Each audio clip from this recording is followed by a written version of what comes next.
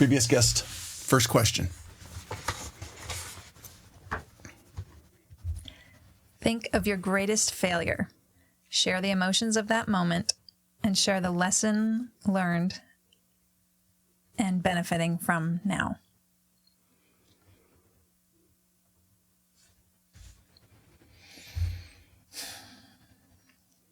I'm sure you've had no failures in your life at all.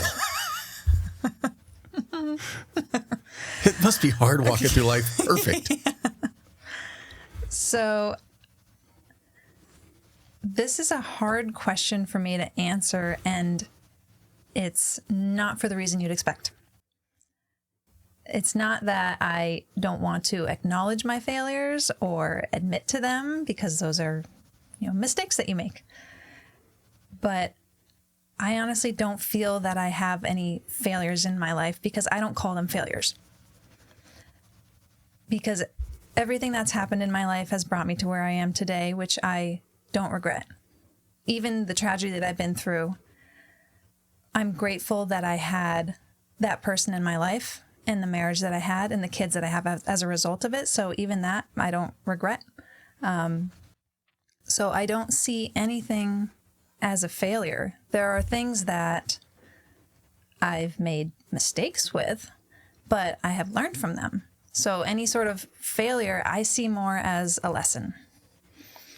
And I don't regret any of them. I would say for me personally, when I think of failure, I was listening to a podcast recently because Matthew McConaughey is on a book tour and he's hitting a lot of podcasts. Plus he's good to listen to. And one of the things he talked about his father was someone who didn't believe in the word can't. You might be struggling right now, but there's nothing you really can't do. Yes, if you're 5'1", are the chances of you dunking a basketball? Maybe you're not able to. Mm-hmm. But when I think of failure, or when somebody says I failed, to me the failure is stopping at that point. To me the failure would be I hit a wall and I just stopped. I didn't try to find a solution. I didn't try to learn from the mistakes I made. I either gave up or kept what's the saying? Insanity is doing the same thing over and over again, but accepting a different result. Yep. And that would be my thing about failures. Yes, every one of us has mistakes we've made, has those things we look back on and go, man, maybe if I would have done X instead of Y, but they're all just learning points. It's the failure is when you hit that and you just keep repeating it, or you don't try to do anything to correct it. Exactly. Yeah, I agree 100%.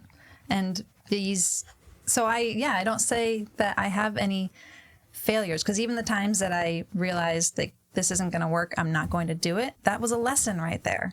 So then I redirect myself. And then years later, I can look back and see that actual failure was a good thing. There was a reason that I wasn't supposed to succeed in that. And I found a better path in my life. I know you feel that your life story isn't the exciting part of this story. But I would like to give the guests a little bit of your background. So let's get just a little bit of where's hometown, where you came from, so that we can figure out how you ended up in California, because you didn't start here. Nope. So I was born and raised in a small town in Western Massachusetts. Nowhere near Boston. That's why I don't have the accent. People always wonder why. But I had a pretty normal upbringing, kind of the standard American movie, I guess you could say, where I had a pretty normal family, no childhood trauma. My parents are still happily married to this day, which is unusual these days. It's because they weren't living in Boston. Yeah. They weren't corrupted. Yeah. Oldest of 3 kids. I was the high achiever, straight A's, soccer and track in high school. I was MVP of my track team, all of that stuff. That was my upbringing. So it was a pretty normal upbringing, but I'm very fortunate in that sense too, that it was quote unquote normal. So I do acknowledge that was a blessing for me, but to talk about it's just kind of boring. But with that, though, because of that, growing up in that small town, and when you say small town, give me an estimate of what we're talking about size-wise. Well, I graduated with 130 in my class. My entire high school, we had about 800, and that was eighth grade through 12th grade. We had a McDonald's in town. That was kind of the hangout spot. And one Chinese restaurant. Was it so small, the old, one stoplight kind of town? It's not that small. There were a couple, not a lot. Yeah, it was small town. Yeah, not a lot of culture there, too. Not a lot of diversity, that type of thing. It was a very Polish town. I'm Polish. I was in the Polish capital of New England. Oh, really? Yeah. So, yeah, pierogies, kielbasa, it's in my blood. But, yeah, it's a very, like I said, typical American movie type of setting. Very blue-collar type town, I'm assuming? Yes. Yeah. Blue-collar, middle-class family. My dad was a business owner. He ran his own building maintenance company, still does. My mom was the secretary at our church. Very, very classic. Being in this small town like that, was that a drive or a motivator to get you out of it? Oh, yeah. I needed to get out of that state. I ended up going to school in New York City, and it terrified my parents. Because also they were like, why do you want to leave Massachusetts when there's such good schools here? Harvard and Boston University and MIT, all of these amazing schools in Massachusetts, but you want to leave. I'm like, yeah, I do. I need a life. So I ended up going to school in New York City, and I loved it. Was it more the school or the big city, or a combination of both? Probably it was the big city that drew me in. I was looking at schools in that area. And what were you looking to study, or what did you study? I started with forensic science. And that was the time when CSI was really popular. So everyone wanted forensics. But once I ended up going to a school with a really good forensics program. But once I got into it, I realized there was all of the legal court-related stuff involved, and I wanted nothing to do with that. I just wanted to be the science geek in the lab, figuring things out, and that's only a portion of the job. So once I realized the rest of it, I'm like, I'm out. So was the degree preparing you for a position that would allow you to be more of a field evidence technician, or is it not because you say you would much rather spend time in the lab, but the way I kind of interpret the CSI aspect is you guys go collect everything. We'll sit here in the lab and analyze it. But were you being taught more of you get to both? Well, it shows how ignorant I was going into it. I just thought I could sit in the lab. Got it. But that's only a portion of it. I didn't realize how gnarly of a job that is if you're on scene. The things that you see, the trauma you can experience. I just thought, well, the show's cool. Let's do that. I like science. Like, wait a minute. They don't ever show them doing that. Yeah. So I didn't even get deep enough into into learning that major to really see which direction I was going to be taken with it. I think it was the first semester of school that I changed. Oh, so it was immediate. It was early on, yeah. Probably the first class. I'm like, I don't want to be in the court showing them what I saw. No, I'm out. So what'd you switch to? Medicine. Yeah, I was initially considering going to medical school until I learned about physician assistants. And I thought, oh, hell yeah, that's way better. Less school, I get to do the same job, and I can actually have a life. Because, my future, it was important to have that balance. And I knew I wanted to have a family eventually. And, PA was the route for me. So that's what I ended up doing. Were you thinking of staying on the East Coast at that time? At that time, yes, because I had never even really been to the West Coast. I never wanted to live too far away from my family where it was a flight away. It was only a 2.5 hour drive to my parents from where I was going to school. And I was comfortable with that. It was enough space for me to grow, but not too far away where I couldn't go home if I needed to. So I never thought that I would end up on the West Coast, opposite side of the country. We're here on the West Coast now, so let's bridge that story. How'd you end up out here in California? My husband. When I graduated from college, my parents gifted me a trip in the continental U.S., all expenses paid. And now, this is your undergrad or grad degree? This was my undergrad. Okay. Yeah. Which is a pretty sweet gift to get. And my best friend at the time, her brother was living out here in Carlsbad, working as a bartender.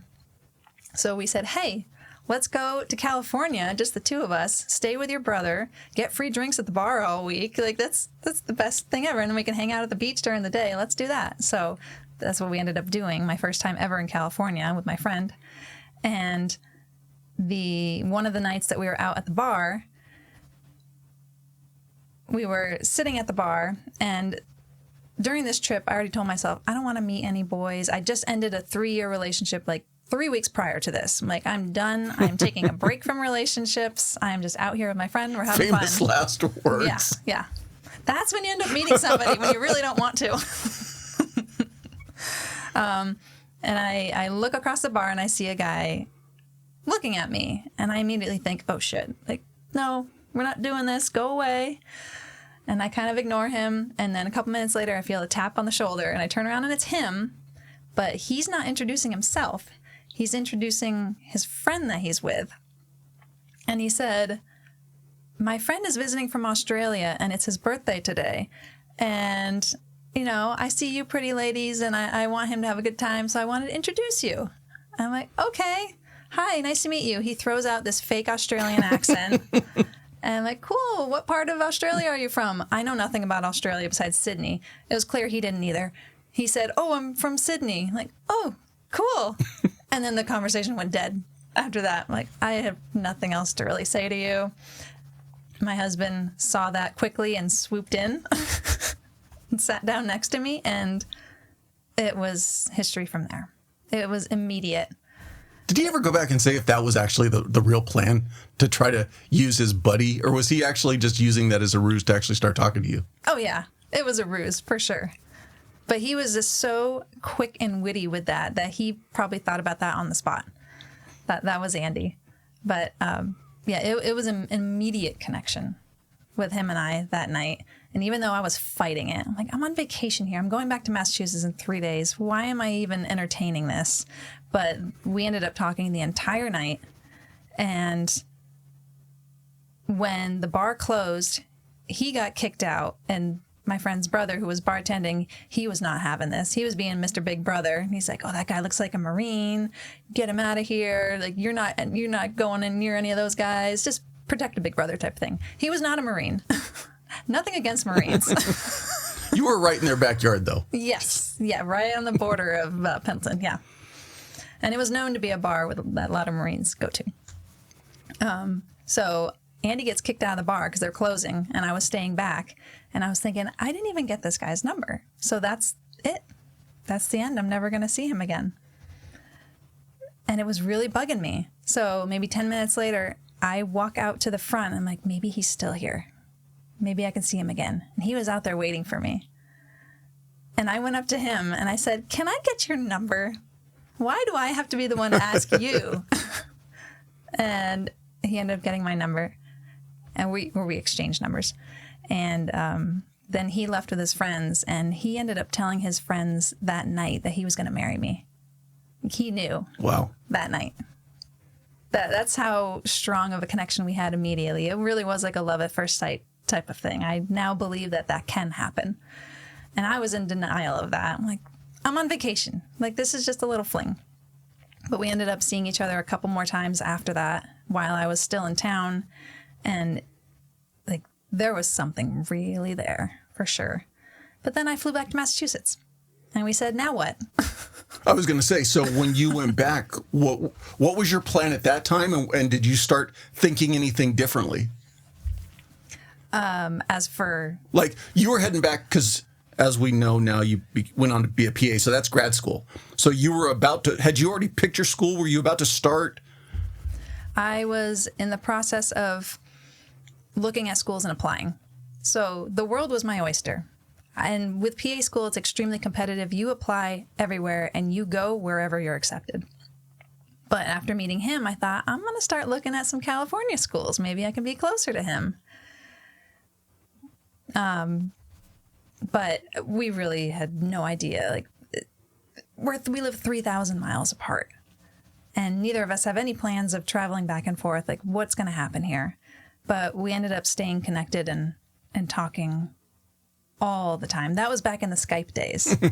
So we Skyped together all the time, every day, so we could see each other. We were on the phone for like 8 hours a day some days. Like it was just such a strong connection so quickly. And then we just started flying back and forth to see each other every couple months. I ended up getting accepted into PA school in New York City. So that was another step where we're like, well, now what? Like, this is a 2.5-year program that I'm committing to. And I was torn. Like, I don't want to be away from you because this could just be the end of us because it's an extremely intense program. I'm not going to have time to go out and see you. So it'll be you putting in all the work and the time to come see me. Are you okay with that? And he's like, of course. This was also when he was starting probation as a firefighter. When he was out that night at that bar, that was his last hurrah before starting his career. Like, I think 2 days later was his first day on probation with his fire department. So he had already gone through the fire academy. Yep. He had just gotten hired on with that agency. Mm-hmm. Yeah. And it's funny, he didn't even want to tell me that night because he didn't want to identify himself as a firefighter. He didn't want to be judged in any way for that. So he actually lied to me. He didn't even tell me he was a firefighter. He told me he was a blimp folder. Like a guy who actually deflates the blimps and folds them up. And he was just so quick and witty that I was like, really? Like, that's a job? I guess it makes sense. Like, someone has to put them away when they get deflated. That's pretty cool. Like, how did you get into that? And there's so many questions with that, though. Yeah. It's like, wait a minute. How big does a blimp end up folding up to? Yeah, right. Like, where do you store it?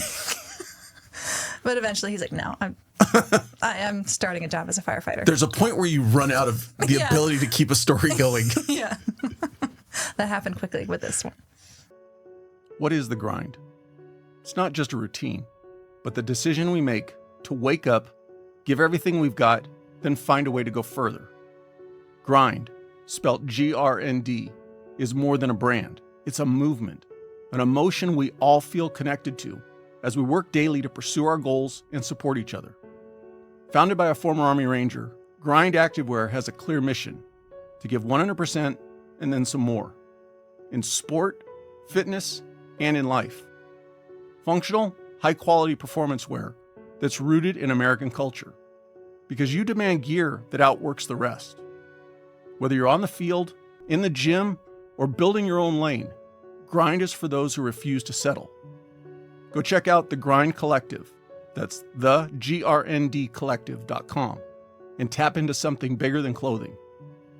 And while you're there, use the promo code TRANSITION15 to get 15% off your purchase. But yeah, he was starting probation, which is gnarly. Like, your life is focused on your job for the first year. You have to be on it. You have to work as much as possible. When you're not working, you're studying because you're getting tested throughout the year too.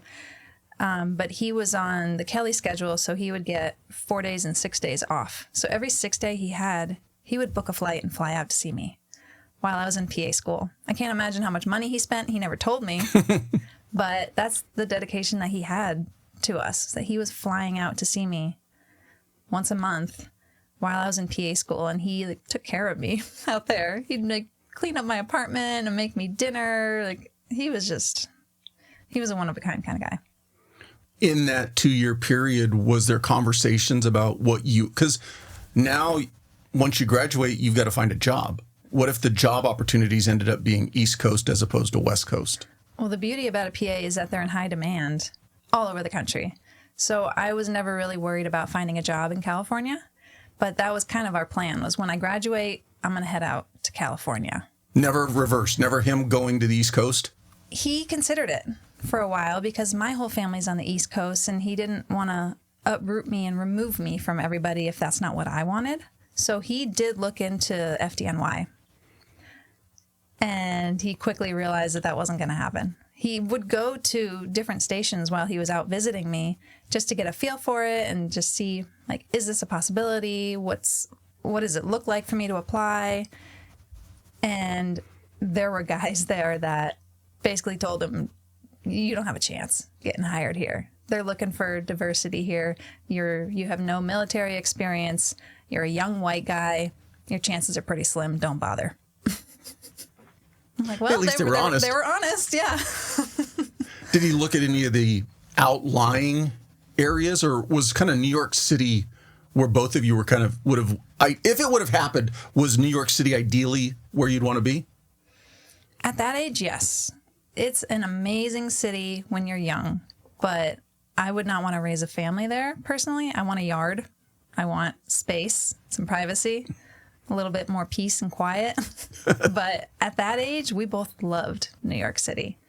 But, that's one of the gifts in disguise that happened. It wasn't a failure on Andy's part. It was a good thing that it didn't work out, because I don't think we would have been happy long term in New York City. That wasn't the place for us. It was perfect for the time being.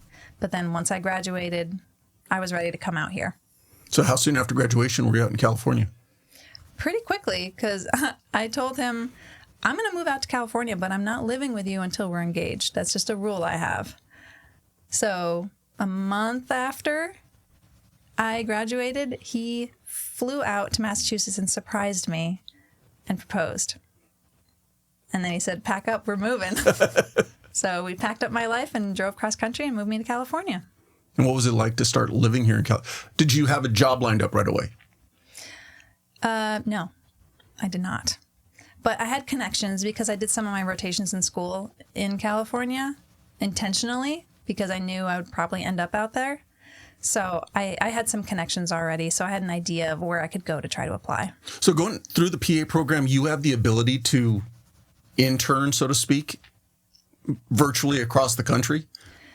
Yes. So for a full year of school, you're rotating through different specialties like primary care, emergency med, surgery, and the school will set you up with ones that are local, but you also have the option of doing them elsewhere if you set them up yourself. Oh, okay. Yeah. So I did a few of them in SoCal.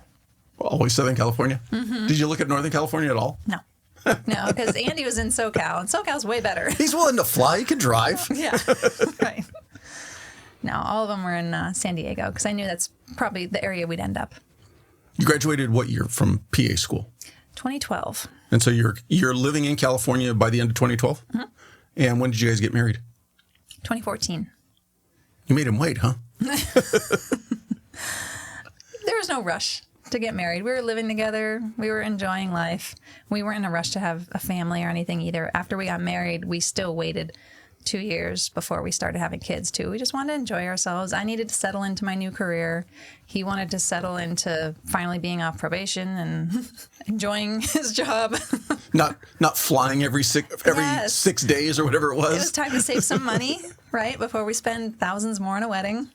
The airline's actually sending him letters. Hey, we miss you. You're not flying as much anymore. Yeah. And he never even signed up for like the frequent flyer program or any of the credit cards. Like looking back, it's like, oh, we missed out so much. But oh well. The awkward bridge that we have to cross. So Andy since passed away. Mm-hmm. I'll let you tell the story of that, what happened and its progression. Mm-hmm. So after I moved here, but really, like since the day we met, our relationship was very, very, very good. I'm not going to use the word perfect because nothing's ever perfect, but it was amazing. We were best friends. We were really meant to be together. We had such a good life together. Everything worked out for us everything really, with how good we were together. Our jobs, everything just lined up so well. Things that we wanted in life, they would always work out. Our wedding was amazing. When we had kids, thank God we had no trouble having kids. Everything was great there. Our kids were born healthy. We had this amazing little family that we created. When we wanted to buy a house, the first house that we looked at, we got. Like things like that just kept working out for us to the point where we were like, this is too good to be true. Something bad's going to happen. And we had that conversation many times over the years. Like we've just had this uneasiness of why do things keep working out so well for us? Why are things so good? Most people are not this lucky. And don't we do that to ourselves though too often? Mm-hmm. If everything's just kind of cruising along, going if you want to even call it according to a plan, and you start thinking of the negative. Instead of just enjoying what you have at the moment, you're like, okay, when's that next shoe going to drop? Yeah. I don't know, it's a protective mechanism maybe, like preparing for something bad to happen so you're not as shocked, even though you can't stop the shock. You can't stop the hurt when something bad does happen. But yeah, I feel like it's a protective mechanism that we do that. But we never thought anything bad was going to happen to Andy. We were always worried something would happen to the girls. That was our biggest fear. But thank God they're happy and healthy kids. But with Andy's job, we knew that there was always a risk of something happening. But we always thought it would be accident related. The horrible stories you hear about someone dying in a fire or falling through a roof and being paralyzed for the rest of their life. We would have conversations about that, like very frank conversations, where Andy would tell me, if I have a major accident at work and I'm a vegetable for the rest of my life, either pull the plug or leave me, because you don't deserve that. You deserve to be happy, to be with somebody else. Don't worry about me. Don't have any guilt over that. And then the same as like, if I die, I want you to be happy. You deserve to be happy, which in hindsight, I'm so grateful that he did tell me those things, because it does stop a lot of guilt of like, you know, I shouldn't do that. He was my husband. I need to always, you know, be stuck in the past, which is not healthy for anybody. Well, it's especially not taking you out of the equation, but it's especially not healthy for your kids to live in this. You know, I picture the old days of the women who used to put on the black veil and that was the remainder of their life. That's not a healthy way to show your kids how to live. No. And that's how a lot of women do end up living. Whether it's from just pure heartbreak or guilt, or just, you know, they made that vow and that's who they're going to be married to and no one else. Which, no judgment, everyone handles things their own ways, but Andy did not want me to do that. Were you guys the same age? Mm-hmm. Yep, I was actually a couple months older, so I was a cougar technically. I'm sure that's what he told everybody. Yeah, he did, yeah. He loved that. But what ended up killing him was never on our radar. I didn't even realize how big of an issue cancer was in the fire service when he started the job or while he was in the job. I was with him his entire career. He worked for the fire service for 11 years. And I didn't know that cancer was as big of a deal as it was. And especially for somebody who's otherwise healthy. Nobody in his firehouse that he had mentioned dealing with cancer? Nope. He was in a smaller department, but even still, like surrounding departments, I don't remember hearing a lot of stories about people being diagnosed with cancer or dying from cancer, unless they were like far retired. Right. Those guys. I knew that was an issue later on in life, but during your career, I didn't know that was that big of a deal. So we never even talked about that. I don't think Andy even realized how big of a deal it was. And, you know, I have videos of him back in the day with him putting on his turnout gear. His turnouts are filthy. He never washed them, but that was like a badge of honor for him. Like, look how dirty and badass I look. That's a thing. And because he didn't know. He didn't realize how dangerous that was for him to be doing that. And he wasn't the only one doing that. Well, nobody wants to look like the new guy. Yeah. Nobody wants to look like the boot who hasn't been in a fire yet or anything like that. Oh, yeah. Yeah, I remember when he got his helmet, I don't know if it was a training or an actual fire that he was on, but he intentionally leaned into the fire so he could have part of his helmet get melted so he could look cooler. Like, you're ridiculous. No, we're boys and we're dumb. Yeah. But that was Andy. So yeah, cancer was never on our radar because he was perfectly healthy his entire career. There were no warning signs until one day there was that warning sign, and it came out of nowhere. He started having these horrible headaches, like the worst headaches you can imagine, like think of the worst migraine you could ever have. So much worse than that. Like bringing a grown man to tears. He couldn't function. It made him sick. He would throw up everything. He was losing weight because he would probably be able to hold in maybe 200 calories a day because he was so sick. He couldn't work. He couldn't take care of the girls. He couldn't do anything. And I'm taking him to the doctors. People are just saying, oh, it's bad migraines. Like, really? We take him to the ER. He gets a head scan. The head scan is fine.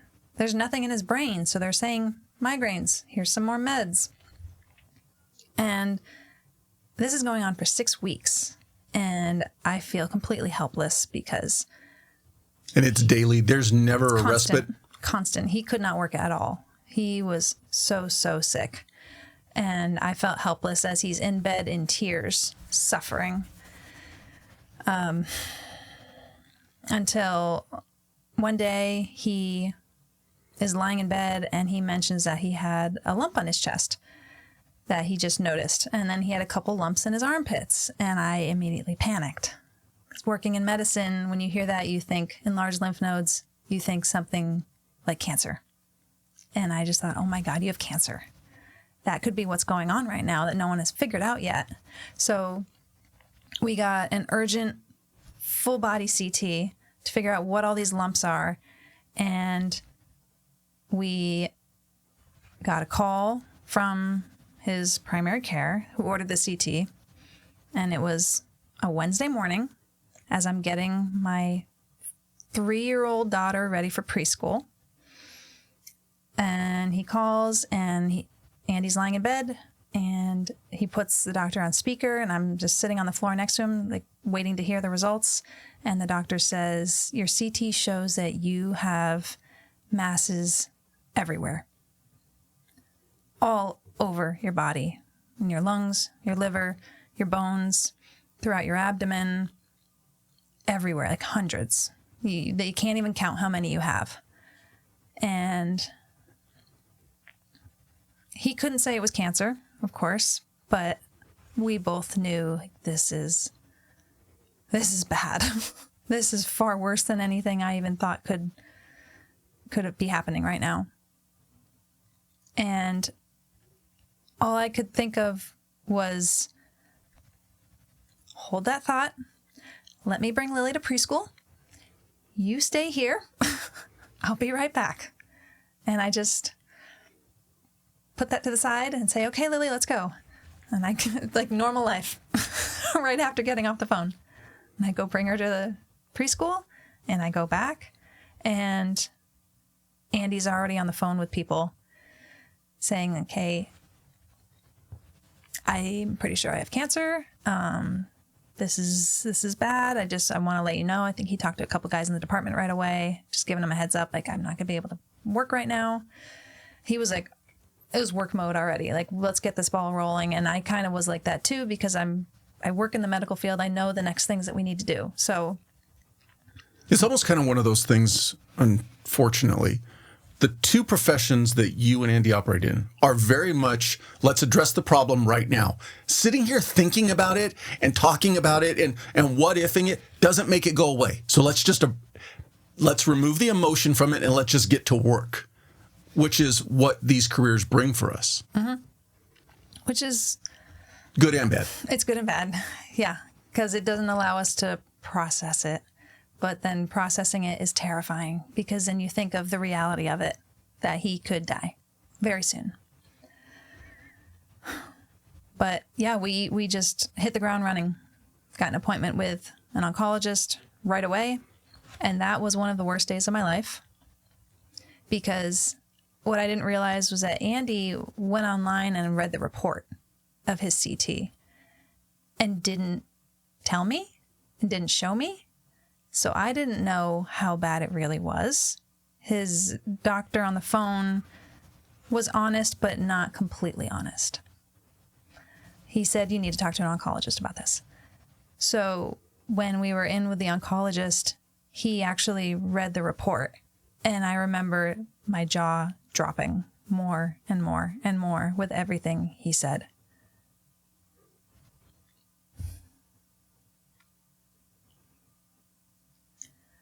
And And I look over at Andy. This is during COVID. We have our masks on. All I can see is his eyes.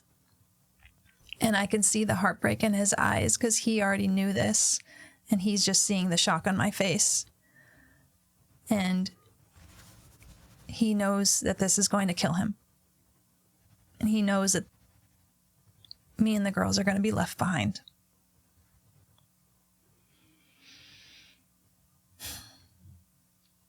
And 2 days after that, he ends up having a huge brain bleed. While we're at home, he ends up having like stroke-like symptoms where he can't talk. And he's trying to tell me like, stroke. And I have to, being a firefighter, he's like, don't you dare call 911.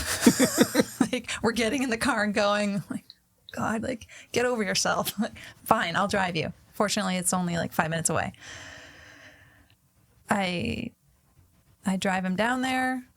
It's COVID. I'm not even allowed past the doors where Andy can't even talk. So that he can't tell them what's wrong. So I'm like screaming at this security guard saying, I think my husband is having a stroke. You need to tell the doctors this so they take this seriously and don't let him sit in triage. And they're like, okay, fine, but you got to go. Like, this is madness right now with what COVID is doing. But okay, I'll be respectful and sit out here and wait to see if my husband is having a stroke or bleeding or what, who knows. So I get a call like a half hour later from a doctor, and she said he has 8 masses in his brain, which we didn't, like a month before when we got that scan, when he had the headaches, his brain was fine. So that's how quickly this thing advanced, from 0 to 8 in a month. And he has a large brain bleed, and we're putting him in the ICU. And I just thought that's it. I didn't even get to say goodbye to him. How is he going to come home from this? Like, my girls are in school right now. They don't even know what's going on right now. And he's going to die. Even when they transferred him to ICU, you were still limited or prevented from seeing him? I was not allowed in the hospital. No visitors at all. Because this was 2021, like right in the thick of COVID. But I was able to sneak in because we didn't have any power of attorney signed. So I said, these papers need to be signed, let me in. So I was able to get in and see him for that and, just hug him. And we really didn't know if that was the last time we were going to see each other. An off-topic question. Were you working in a hospital as a PA? I was working outpatient in a cardiology clinic. So what I was getting at is he wasn't at the hospital you were working at where you could have pulled some strings. No, but my boss, the doctor I worked with, could, because he was a cardiologist that would do a lot of procedures in that hospital. So he kind of kept an eye on Andy for me. He would go in and visit Andy and kind of report back to me. So I at least had that, but that's just how insane life was back then. Looking back, like, added a whole nother layer of stress and fear to the situation that we were already in. But yeah, while he was in the ICU, it was also our daughter's 4th birthday. Let's just keep piling it on. Mm-hmm. Yeah. So the fire department stepped up in the most incredible way and contacted surrounding departments, and they ended up driving a bunch of apparatuses up to our neighborhood, and they did a drive-through parade for my daughter and dropped off a ridiculous amount of presents. Like, probably close to 100 gifts got dropped off for her, which was beautiful. I ended up hiding probably 3/4 of them. Setting the bar for all the future birthdays. Right, yeah. Like, you cannot expect this in the future. Come on. But I had Andy on FaceTime watching the parade from the ICU, saying, like, Lily, here's Daddy. Like, Daddy wants to say happy birthday. Like, how is this our life right now? Had you explained to the girls that Daddy was sick? Yeah, they knew Daddy was sick because of the 6 weeks of headaches and vomiting that they were watching him go through as well. So they knew that he was sick. And then I just, they were 4 and 2 at this time. So it's hard to explain something like that to kids for them to understand and not be scared. So I just said, Daddy's in the hospital and the doctors are taking care of him to make him feel better. And he'll be home soon. Outside of his immediate department, did you have much of a family support structure here? Because all your family's on the East Coast. Mm-hmm. I have no family in California at all. Andy's family, there were some of them that lived in Carlsbad, which is still an hour from us. But,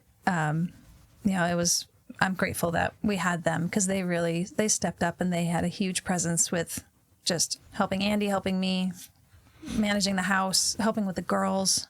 I needed so much help with the girls because, that's a full-time job having a 4-year-old and a 2-year-old. My daughter was still in diapers. She was still in a crib when this was happening. So his family stepped up and the fire department stepped up huge.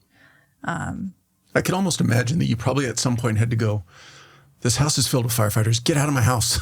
It was always filled with people during COVID. So I was so terrified of COVID coming into the house because if Andy caught it, it would kill him. So he was ultimately able to come home from the hospital? He was, yes. How long did he spend in the hospital that time? I think it was about 4 or 5 days. Okay. He was in the hospital.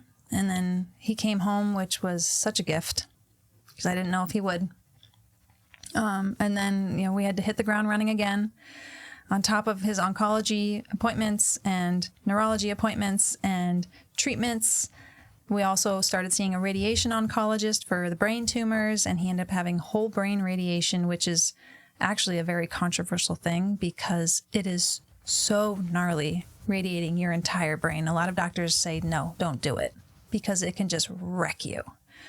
But that was our only option because the masses were growing so quickly, and he had so many of them that he was not a surgical candidate either. So we were doing that, which just wrecked him. He was like a shell of a person a lot of days. He was so exhausted. He was so foggy. He was so weak.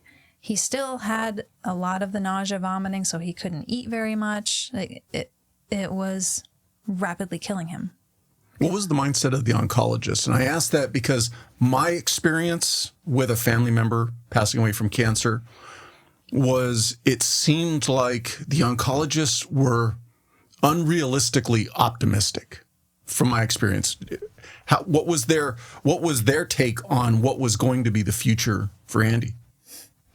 So I tried to get some very direct, blunt answers from the doctor because I don't work in oncology, but I have a good understanding of this stuff. And I needed to know, I wasn't familiar with this cancer. It turned out to be melanoma. That's the type of cancer that he had after biopsy.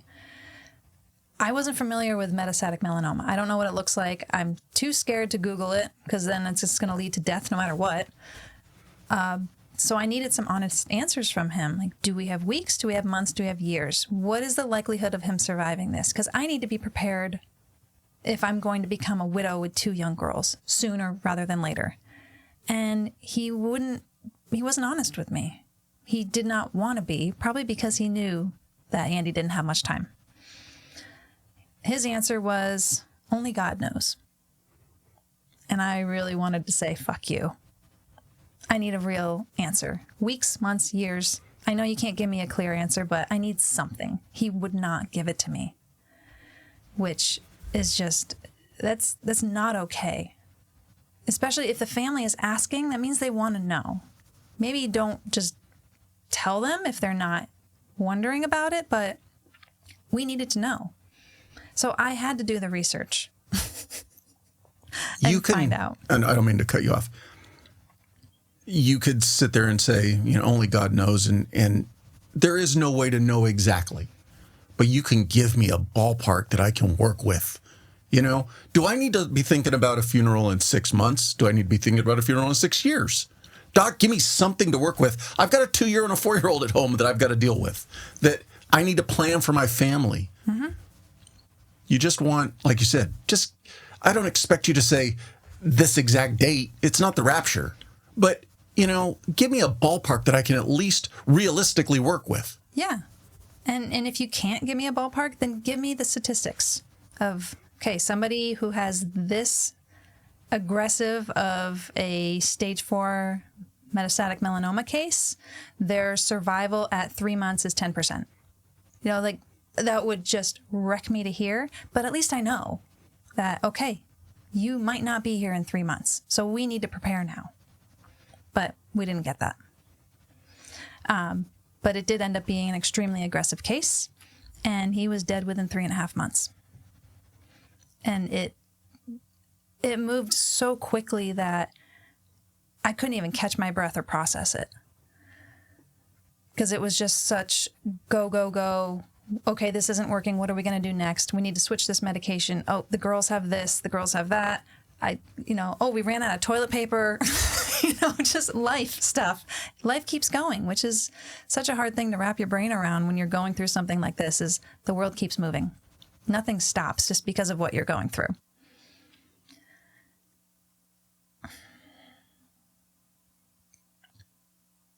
So he ended up, he was doing well for a little while, where the targeted therapy was working. All of his bone pain went away from the metastases there, and he was doing okay. His numbers were going down. We were feeling hopeful. He was gaining weight again. It was all positive, and then boom, it changes overnight. He's back in the hospital because he's having more stroke-like symptoms. Come to find out, he had 8 tumors in his brain before. Now he has over 50. They're everywhere. So the radiation did not, I don't want to say didn't work, but didn't take in the brain? It helped while he was going through it, but the targeted oral therapy was what was really supposed to stop it from spreading, and it didn't cross into his brain. It was helping everywhere else except his brain. Got it. And the brain is what controls everything. So he rapidly declined after that. And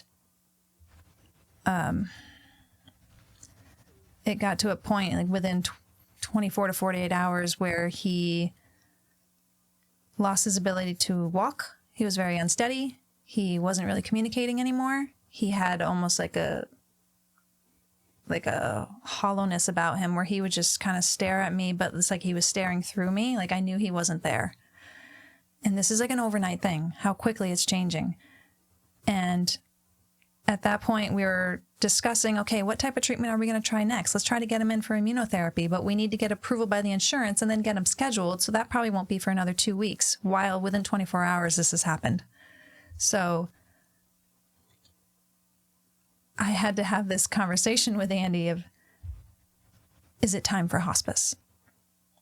Like, what do we do now? And one of the hardest decisions of my life was deciding for him that it was time for hospice, which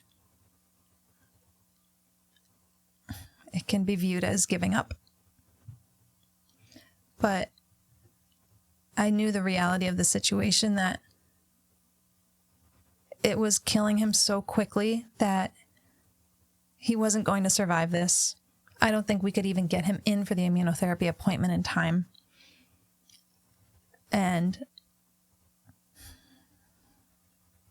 even his oncologist, when I called him and said this, the oncologist was like, no, what are you doing? You can't give up yet. There's still time. Like, doc, you haven't seen him in the past 48 hours. He can't even talk to me anymore. He can't walk. What do you want me to do? How am I going to get him to his appointment for this treatment? He's going to need to be like sent in a BLS because he can't walk. Yeah, which really made me question things. Like, am I making the right decision here? But when I told Andy it's time for hospice, he had the most defeated look on his face. But he agreed. He knew that there was nothing else we could do. And he wasn't afraid of dying. He was never afraid of that. He told me he had such a good life. And I agree on that he accomplished everything in life that he wanted to accomplish. He had the career he wanted. He was so good at it. He was loved by so many people. He met the love of his life and had a family with her. We traveled the world. He did it all in the 33 years that he lived. So he had no regrets in life. So he wasn't afraid of death, but it crushed him knowing that he was leaving me and the girls behind. He knew the burden that was getting put on me, that this is not what we signed up for, and that I'm going to become a 34-year-old widow with 2 little girls that I have to raise on my own while my life has just fallen apart. He knew what was going to happen to me. But there was nothing we could do about it. And I didn't want to see him suffering anymore. I knew that's not what he wanted anymore. So we brought hospice in at the perfect time. Because by the time they brought the bed in for him, he was basically a vegetable. He was completely non-responsive anymore. And within 5 days, he died. So he was able to die at home, which is also a blessing. Another reason why I wanted to get hospice on board then, rather than wait until he has another major brain bleed and then he's in the ICU and he dies in the ICU. I know he didn't want that. So he was able to die at home, surrounded by family, and his closest friends in the fire department were also there with us as well, by his side those whole 5 days that he was on hospice. He was never alone, which was amazing. He was loved, and he knew it until the very end. Were they ever able to, you said that it was determined to be melanoma. Where's the onset of that come from? So he did have a melanoma on his back 8 years prior that I actually pointed out to him. And I said, I don't like that. Get it checked. And being a guy, no offense to all the men, but come on. I think I heard somebody recently say we're dumb and we're stupid, but... I had to drag him there. And even his doctor was like, this is nothing, but since you're here, we'll biopsy it. Turned out to be melanoma, but we caught it early then. And he was good to go.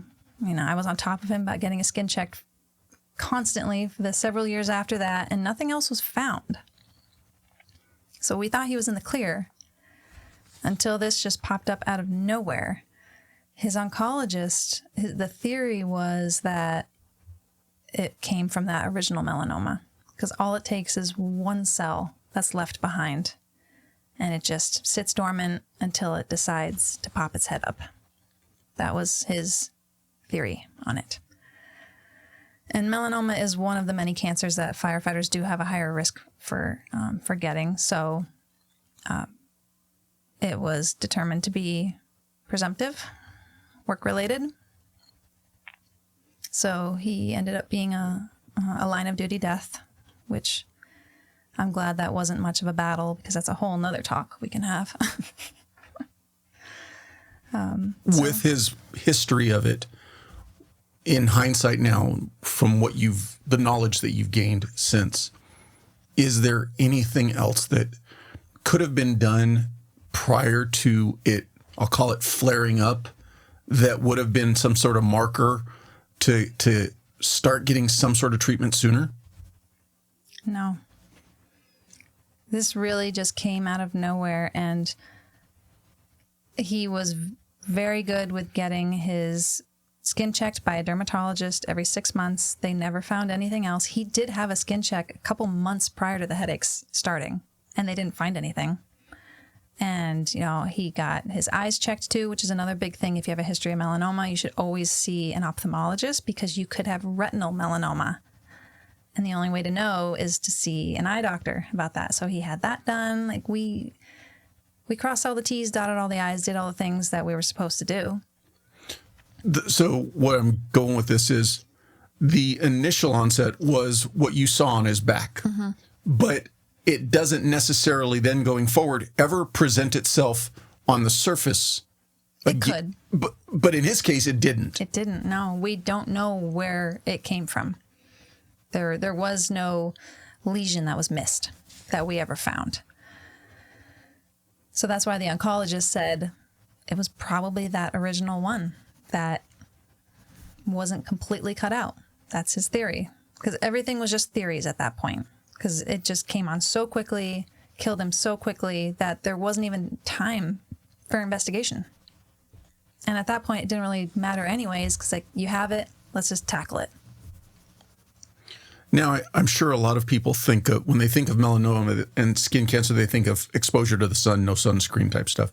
But as you talked about previously with his turnouts being dirty, I'm assuming there is a huge component of carcinogens that are sitting on your turnouts from being in a fire.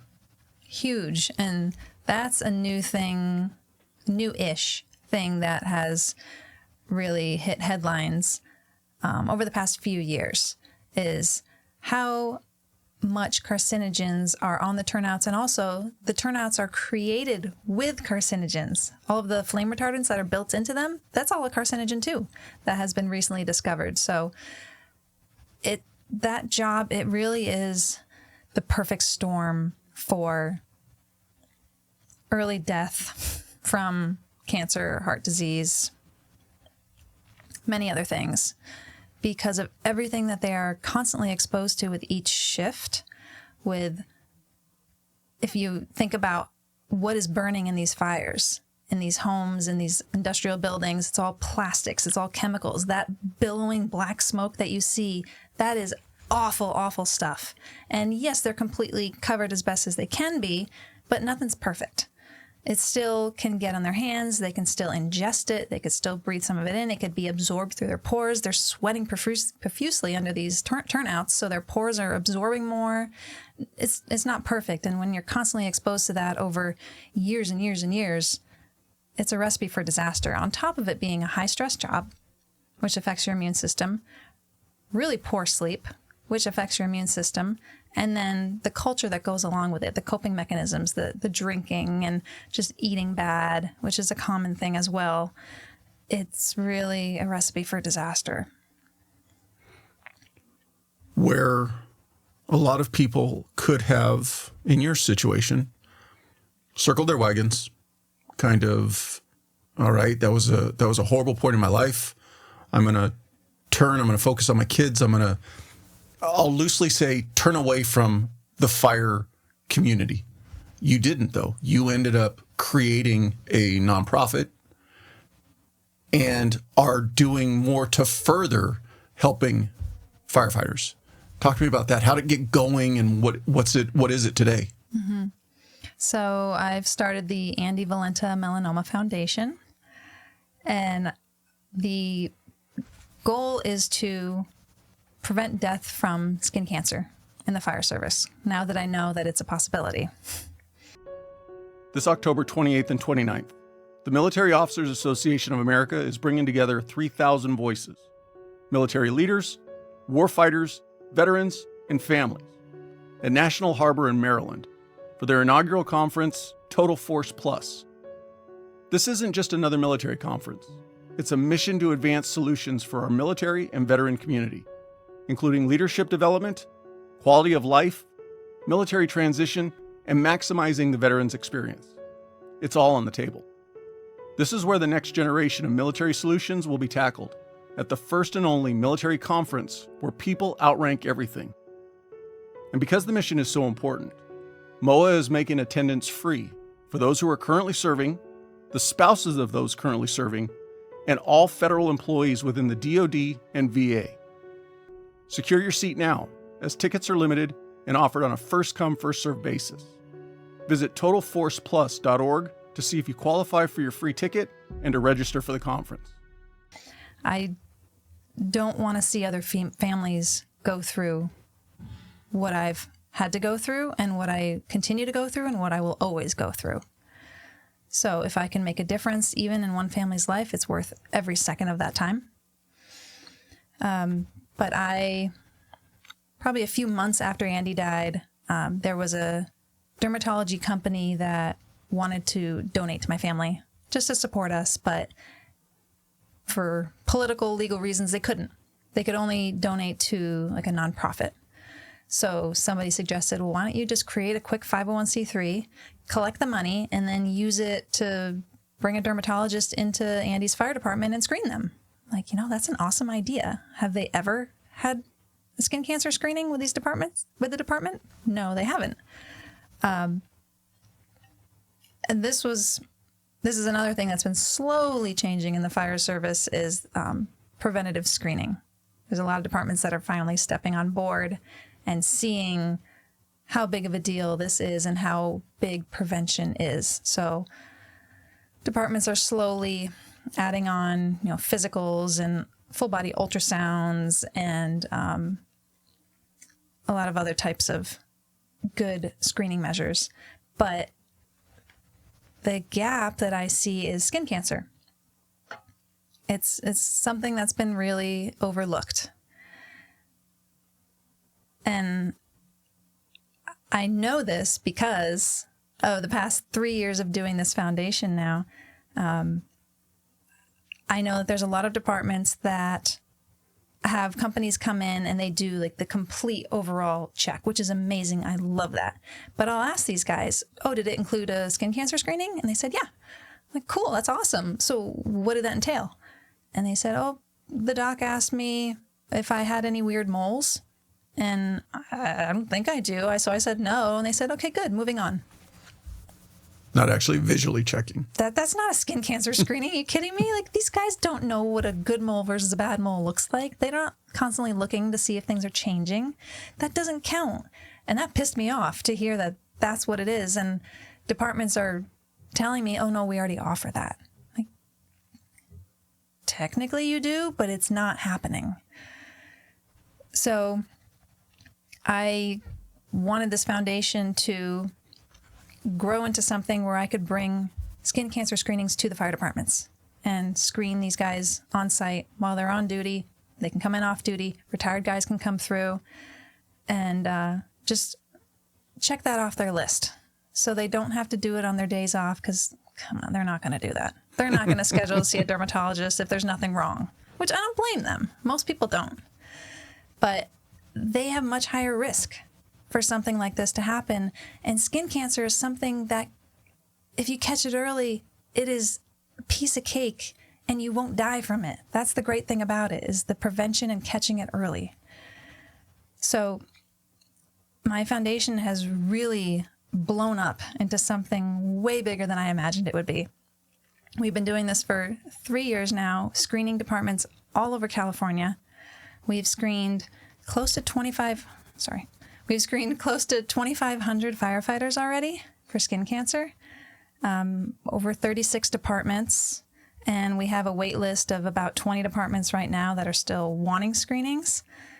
And what we've learned is that skin cancer is actually a much bigger deal than we realized. And I think these firefighters realized as well, because on average, we are referring about 1 out of 3 to go to a dermatologist to get something biopsied. Not saying 1 out of 3 have skin cancer, but we're having dermatologists come to these departments and screen everybody, and they're the ones that are saying, I don't like the look of that, you need to get that biopsied. So you can trust their opinion, they're specialists. But 1 out of 3 is a huge number. That's at least one person on each crew that might have skin cancer. And on top of that, it's the awareness that we are providing to these departments of, oh, I had no idea that there was anything on me that was a problem. I didn't know. I've never had a skin cancer screening before.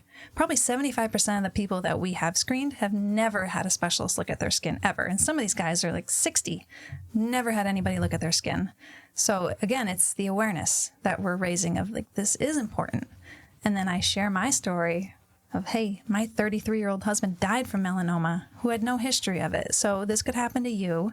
This could happen to your family. So I'm here, so take it seriously. And if the doc said to get that biopsied, please get it biopsied. Please go get it done.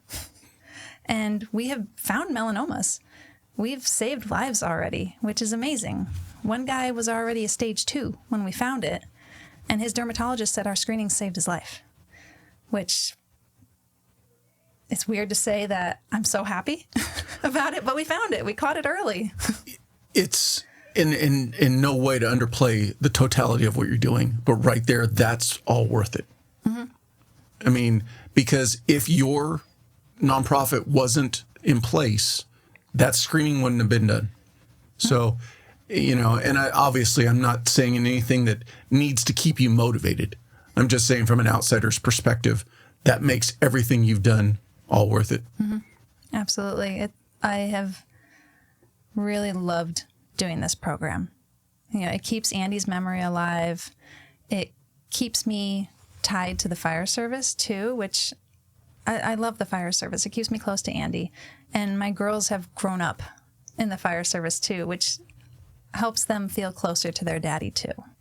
Because the truth with that is that they don't really remember him anymore, especially my 2-year-old. She has no memory of him other than pictures and videos. So they now have so many uncles in the fire service that they love. And they come to a lot of the screenings with me. So it's become kind of like a family affair, which I didn't anticipate, but I really love too. So it's been such a blessing that I've been able to make something good out of a bad situation, but we're actually saving lives. It's really cool. The aspect of staying involved with this and continuing to move forward with working, what I want to ask is, was there the need for you in a little way to stay also connected to the fire community as a way of remembering Andy? Because in my mind, and like I said previously, it would almost feel like the safer way to buffer your feelings and your emotions would be to actually step away from it. And maybe I'm misinterpreting it.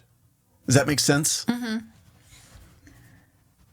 So I can see that, because I could easily hold a lot of resentment towards the fire service for it causing Andy to die young.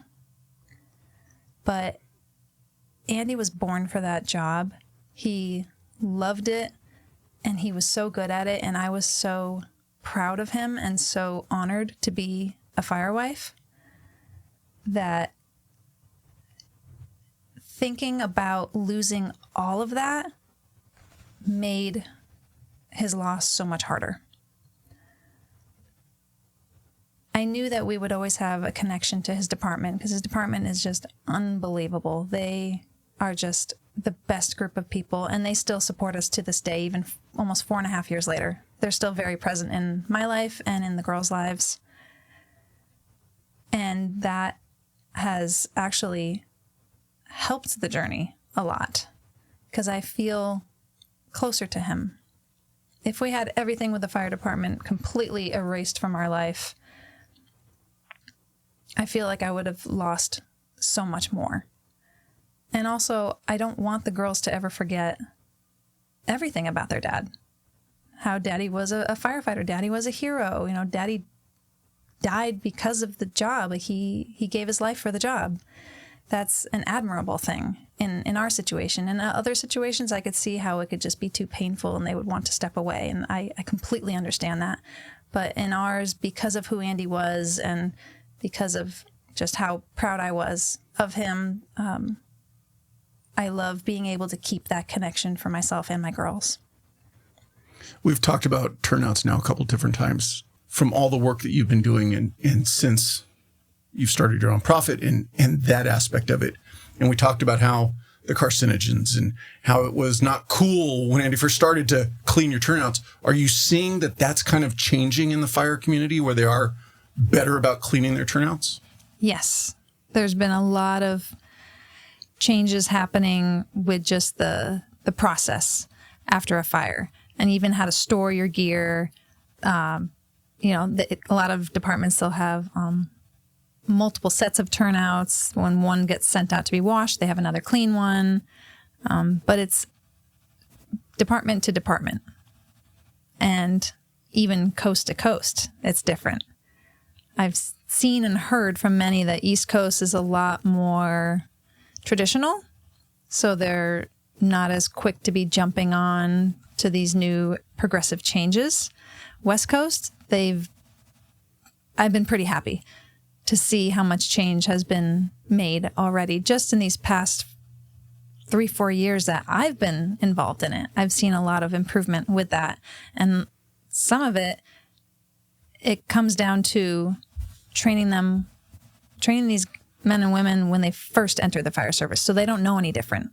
Like while they're in the academy, training them with the proper ways of doing things. So it just becomes habit. They don't know any different. They don't know that there's an easier, lazier way of doing it that's okay to do, which I really like to see. So a lot of schools are even introducing the education behind what you need to be doing to protect yourself and also what the risks are. So they're even training these young men and women about how you have a high risk of developing cancer and heart disease and this and that. So just you need to be aware of this. And this is why we're going to be training you to do things in this way to try to keep you around longer, which I've been really happy to see too. Not looking to add more work to your what you've already got going on top of the fact that you're still keeping a traditional 9-to-5 job as a PA going. But I wonder if you could get into some of the academies and get like a baseline screening before they've really been into the job for a while. Mm-hmm. Just something that immediately came to my mind. I could. Most of them are younger, though, so the likelihood of them having anything is much smaller, too. But, yeah. Maybe just like I said, I'm thinking more of, hey, here's your baseline. Now keep going forward with this. Mm-hmm.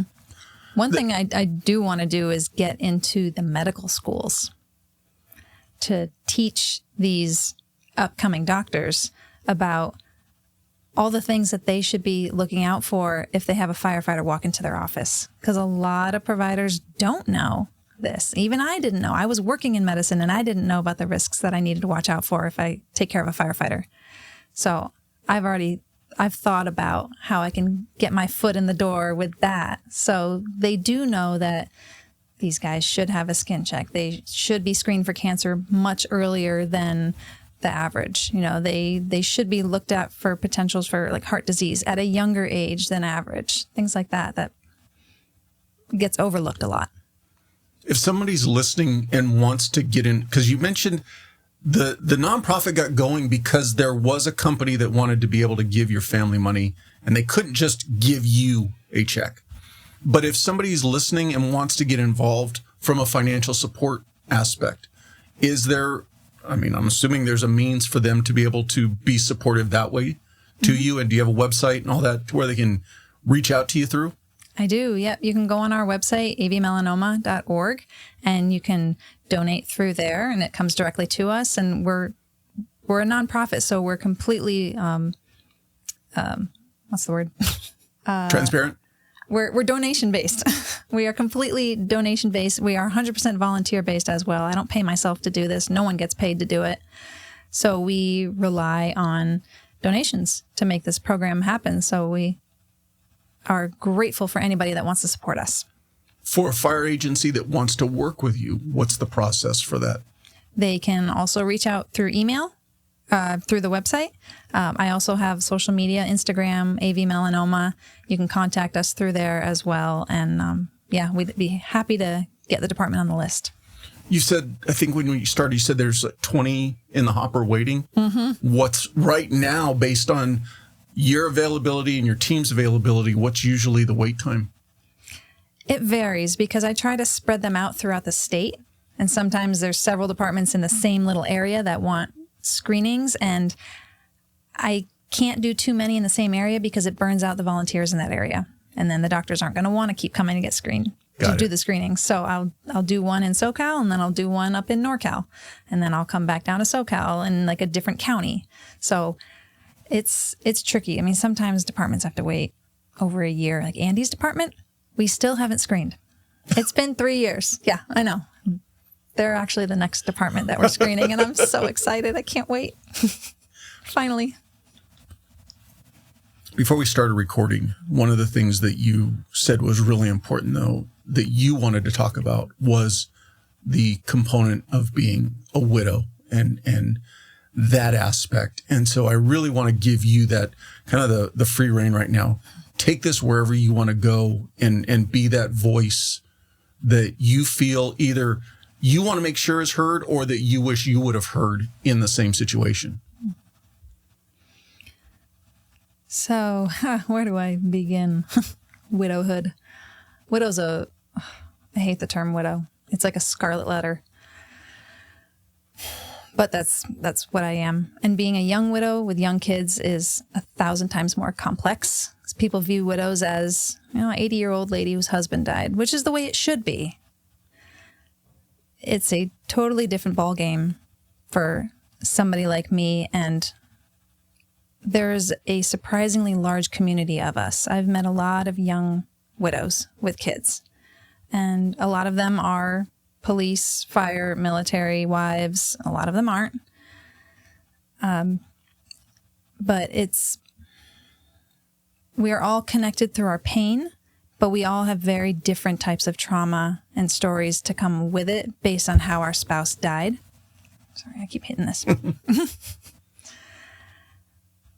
And there's nothing I can do there's no good advice that I can give to a new widow or someone who thinks they're going to become a widow because their husband is dying, because every situation is so different. Some people, they die on their way to work unexpected. Other people with cancer, they could die in a month, they could die in 5 years. And even those situations are completely different. So there is no good advice to give in those situations. I wish I had it. I wish I had the magic words. And even new widows that I meet today, I don't have magic words to give them other than I know your pain. I know how broken you are and how scared you are and how much is on your shoulders right now. And I am here for you. Because one of the best things that I had was having the other widows in my life that understood it. So I tell people to build that community with other people who understand it, because it's impossible for you to understand unless you've lived it. You can have an idea, but it is so complex with so many secondary losses that happen and that always continue to happen year after year, that it's impossible to understand it unless you've been through it. And it's easy for outsiders to judge as well, unfortunately. And I've learned to give people so much grace over that, because if they don't understand, they just don't understand. And they might be saying things that they think help, but it actually hurts a lot more.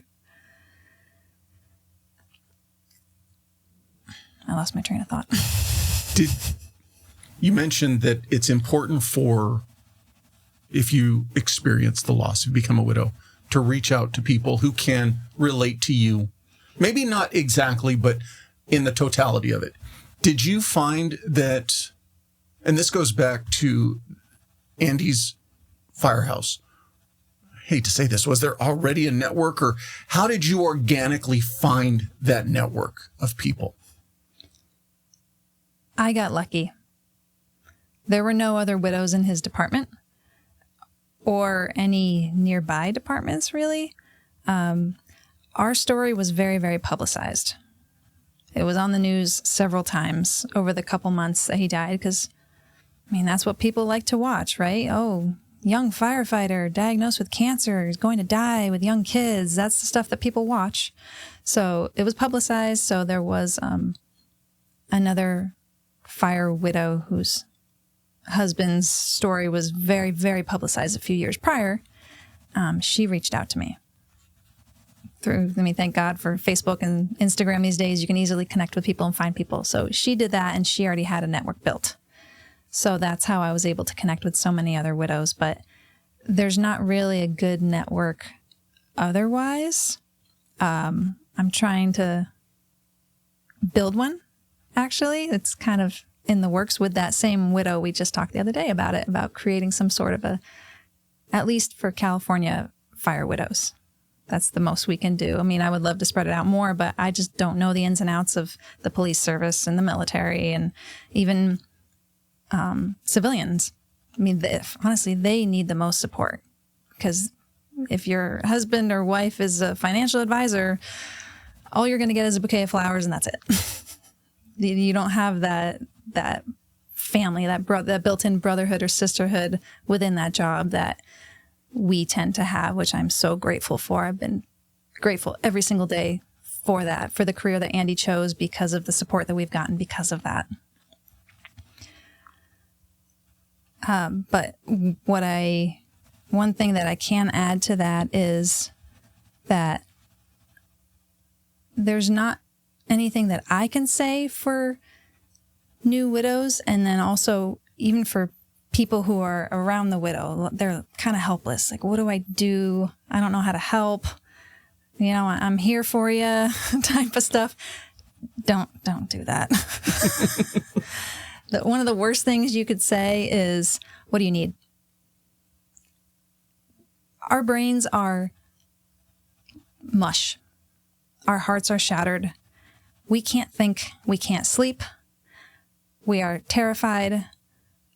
We're not going to say, what do I need right now? You know, let me tell you, I need this and this and this. I don't know. I don't know what I need. Just do it. Just say, you know what? She probably isn't going to be able to cook tonight. I'm going to order DoorDash for her. Don't drop off a lasagna. Or like, I'm going to hire someone to come and do their yard work for them. I'm not even going to, I'm going to tell them, but I'm not going to ask them, would you like us to hire somebody to mow your lawn? Because I was really bad at accepting help. I don't like it. I'm uncomfortable. I feel bad putting people in that position to help me when I know they're already busy. So just do it. That can go so far in someone's life where their life has fallen apart. I think that's a huge component, especially, you know, you mentioned the financial advisor, but when you flip the page to the other side, to our communities, the first responder community, the veteran community, one of the things that I also think happens to the spouses of those members is they become very self-reliant, very resilient. And the same way a typical, you know, you go up to any firefighter, hey, what do you need? I don't need anything, man. I'm good. That becomes our norm. But the thing is I don't think we realize our spouses become the same way. And when you're going through something like that, to be asked, hey, what can I do to help? Really, at the core of it, I'm probably not going to ask for help. So, like you said, just start doing stuff. Mm-hmm. Take the burden off their shoulders of having to say, yeah, you know what? I don't know how to run a lawnmower. I don't want to run a lawnmower. I don't have the time to run a lawnmower. Mm-hmm. You know? Like those little things go so far. And I still have guys from Andy's department come up like once a year for a couple hours one morning and just bang out so much yard work. And it's like one of my favorite days of the year. I'm so, so grateful for it. It's those little things that go so far. They'll come and help me hang Christmas lights each year on my house because it's a pain in the ass. But they come and they do that. And it is a blessing that Andy was a part of a department that has honored their oath. Because when you go into these type of careers, like I said, it's a family, it's a brotherhood, it's a sisterhood, and you take an oath of being there for your brothers and sisters. And that extends to their immediate family if something is to happen to you. And when they die, they say, we'll take it from here. But you need to honor that when you say that. And not all departments do that. I'm blessed that I'm a part of a department that is honoring their word. But I've heard stories from others that they just got kicked to the curb. And it's heartbreaking to hear that. And it added such a bigger layer of grief to their plate, knowing that the department just doesn't care. They got enough going on. It's like, oh, it's too bad that guy died, but, you know, here's some flowers. We'll take care of the funeral. And after that, like, good luck.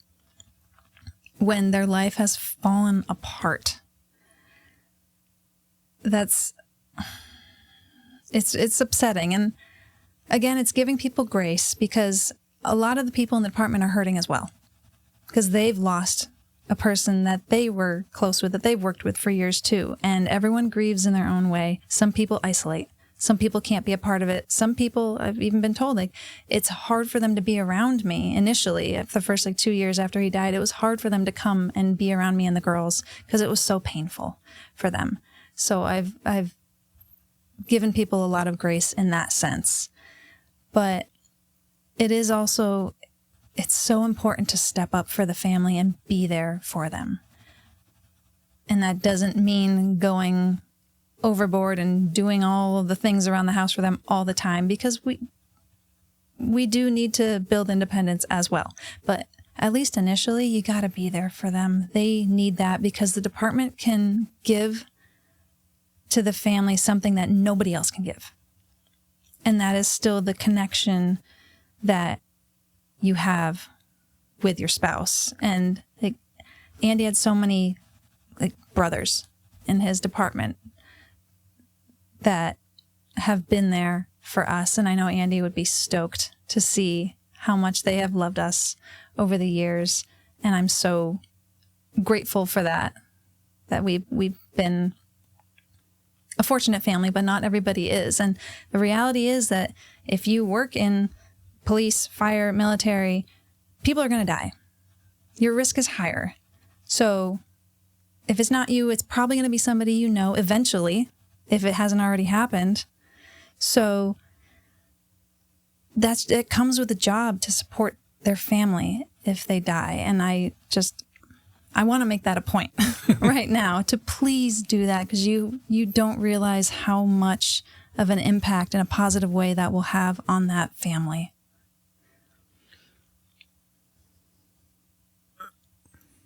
I think, unfortunately, the one thing that I've talked to a lot of guests through this podcast, and those of us who have transitioned out, have experienced it firsthand. You step off the train keeps going 100 miles an hour. It's very easy for a lot of people to say, oh, I'm going to stay in contact. And then inevitably you become out of sight, out of mind. Compounding that with a situation like yours, where there's a death involved. I'm thinking about, the first agency that I started with, and this year marks 30 years since somebody who I considered a very good friend was killed in the line of duty. The problem that they're running into now is there's so few people left working in the organization who directly worked with him. Yeah. And so for all of the younger people in there, he's as much of a memory as to a stranger. Mm-hmm. It's just a picture on the wall that we remember somebody. And so that's one of the other hard things too, is that as that train keeps moving on, just life keeps moving on.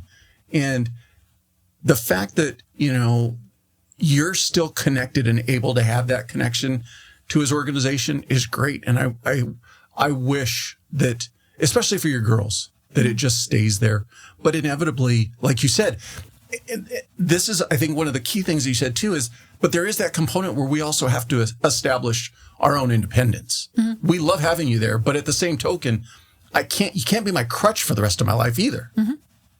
Yeah, that's what makes this one of the most stressful positions you could ever be put in your life. And studies have proven that having a young spouse die, especially when you have kids, it is the number one most stressful thing you could go through. And that's one of the biggest reasons, is your life has fallen apart and you become a solo parent, not a single parent. There's a difference there. There is no other person to help me out. It's 100% on me. Raising my kids on my own, managing my house, working, finances, figuring out plumbing, and how to fix that sprinkler. And I've become so independent. I'm pretty proud of myself in a lot of ways. But I had to actually literally rebuild myself. I wasn't that person anymore. I never will be that person anymore. How can I rebuild myself to be self-sustaining? Because when you're married, it's a 50-50 thing. I mean, you hope it's a 50-50 thing. But you always lean on your person for something. And there's always shared responsibilities, whether it's parenting or stuff around the house or being the breadwinner, whatever it is. It's a marriage. There's sharing, and then all of a sudden, half of it's gone. Immediately, it's gone overnight, including like your health insurance and all of that. It's gone. So you have no choice but to figure out, how am I going to rebuild myself? Because I have to sustain life for my children, and I have to function. I have to take care of myself for my children. If it's not for me, at least it's for them. So I have to build some sort of an independence that I've never had, because I was with Andy for 11 years. The life that I had was completely built around this marriage. And I think that's something that people don't really think about when something like this happens. Again, because if you've never experienced it, you don't know. You don't think about that. But yeah, life breaks apart in an instant, and you have to figure out how to rebuild it into something that's going to work for just you and your kids.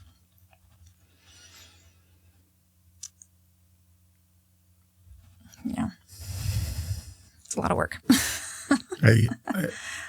I'm sure you've heard it before, and I won't be the last one to say it, but I can't imagine. I can't imagine what that's like to go through. And for me, my default is always to go to what the impact on the kids has to be. And there's no way, you can't shield them from it. It happened. But I think that it's cool that they're still getting the support from his, we'll call them brothers, that, keep the memory alive. Mm-hmm. You have your notes that you brought in. And I want to make sure that you get the opportunity. We've hit. Is there anything we haven't hit that you wanted to make sure that we talked about? One thing I could add on to this subject is, when a death happens, you can never be fully prepared for it. Even if it's something that you see coming, like cancer, and you know that they're going to die, you're still never fully prepared for it. When that last breath is taken, life falls apart right then and there. And the more prepared you can be, the better. Even if it's 1% more preparation, it makes a huge difference. So I have talked to a lot of people over the years about the preparation, and it's a very taboo thing to talk about. No one wants to talk about dying, death. But again, in this career, police, fire, military, your chances of dying are higher. So you need to have those talks like Andy and I had years ago. I'm so glad we did have those talks. A lot of couples don't. But you need to do that for your family, to sit down and have those frank conversations of, if I die, are we prepared? Do we have life insurance set up? Do we have power of attorney set up? If I die, do I want to be cremated or do I want to be buried? It's little things like that all of those things are going to get dumped on your spouse when you die. And you might die tomorrow. You don't know when it's going to happen. So don't say, yeah, we'll get to it. We got to talk about that. Do it sooner than later. Do it for your spouse, because all of those little decisions that they're going to have to make while their brain is complete mush, it's going to be so much harder, because for me, I wanted to do everything right for Andy. I wanted to do what his wishes were. And if he died and I didn't know if he wanted to be cremated or buried, I would think, shit, what would he want? I don't know. I don't want him to be upset, looking down and saying, why did you burn me up? Because he would do that. But fortunately, we had that conversation. Bugging you in the middle of the night, knocking stuff over. Yeah. Haunting me. This is the type of humor Andy would have. On a side note, with his humor, when he went through the whole brain radiation, he lost all of his hair on the top of his head except for the back. And he intentionally left it there. And he would go out to people and he would say, yeah, business in the front, party in the back. Come, hey, you got to find humor. That is the one thing, like it or not, these careers, you want to talk about a default coping mechanism? Yeah. We will develop a sick sense of humor. Oh, it was like, come on, man. You talk with the guys about this. I don't want to hear that stuff like as you're dying, you know. But that's how he coped, and you know, it's endearing at this point, knowing the type of humor and the stuff that he would say today if he could. But yeah, it's the little things like that that are so important to prepare for and discuss beforehand. Like the passwords. There were a couple passwords of Andy's that I didn't have, and it was a freaking nightmare to figure out. Even like his email password or the bank accounts. All of that. I mean, if you're married, there shouldn't be any secrets anyways, right? You should have all the passwords lined up. It's things like that that make it 1% easier for your spouse. So do it. And also, if you do work in these careers, your death is not guaranteed to be line of duty. And there's a big difference whether it is or isn't. And if it isn't, the family could be in big, big trouble. A lot of the support won't be there financially. It's a whole other talk that we can go through, but I know some families where, you know, their husband was just out on his day off riding his bike, got hit and killed. It's not work related. And they were scrambling, you know, and imagine your spouse having to start working full-time, 2 different jobs just to get by. I really thought that I was going to have to sell our house. Before I knew that it was line of duty, I really thought we were going to have to sell our home, and I'd have to move into an apartment with the girls. I'd have to get like possibly 2 jobs just to get by. I'd have to pull Lily out of her preschool because I couldn't afford it. It was terrifying. The number one fear I had was losing Andy, but the second close one, which I hate admitting, but it's just the way life is, was the finances. He was the breadwinner at the time. I only worked 2 days a week because I also raised the kids, and he was working full time. But in these types of jobs, a lot of times the wife is the stay-at-home wife, the stay-at-home mom. That's what a lot of these families are built around, which is amazing. But I get scared for them. I worry. Like if something happens to your husband and it's, you know, not work related, what's going to happen with you guys? Do you have life insurance set up? You need to be prepared for these types of things. Because I've heard some really, really sad stories. To piggyback on what you're saying, just to another component to it too. Yes, as a spouse, you don't want to think about potentially your spouse, male or female. You don't want to think about your spouse dying in the line of duty. Mm-hmm. These careers, that's the greater likelihood, more often than not. But regardless of how, just because you don't want to think about it doesn't mean you shouldn't talk about it. Mm-hmm. It's a difficult conversation, both sides of the table. The person going to the job having to consider that I might not come home because of this job, and the person who's at home going, are they going to come home? It's a difficult conversation on both sides of the table. But ignoring it doesn't prepare for it. No, it does not. It could potentially set your family up for so much more stress than they need to have. And also like potential guilt with conversations that were never had about anything really, or regrets. You don't want to ever have regrets. If somebody dies, that's one of the hardest things that you carry in life, because it's a hard thing to process if you regret something and then that person is not there to work through it anymore. So don't put everything out on the table while they're still here. You don't know how long you have with them. So take advantage of the time you have, appreciate the time that you have. Go out on that trip. I'm going to sound cliche right now, but it's true. Do the trip. You want to take your kids to Disneyland for the past 5 years, but you haven't done it because you guys are too busy? Just go online right now and buy the tickets. Please do it. Because if you don't and something happens, you're going to hold that regret for the rest of your life. So do it. Thank you for sharing your time with me. Thank you for sharing the story. And I wish you all the best going forward. And I know that what you're doing is definitely going to have a positive impact on a lot of other lives. So continued success with it. Thank you. As always, thank you for listening or watching the episode. If you have any comments or questions, feel free to reach out on social media or send me an email.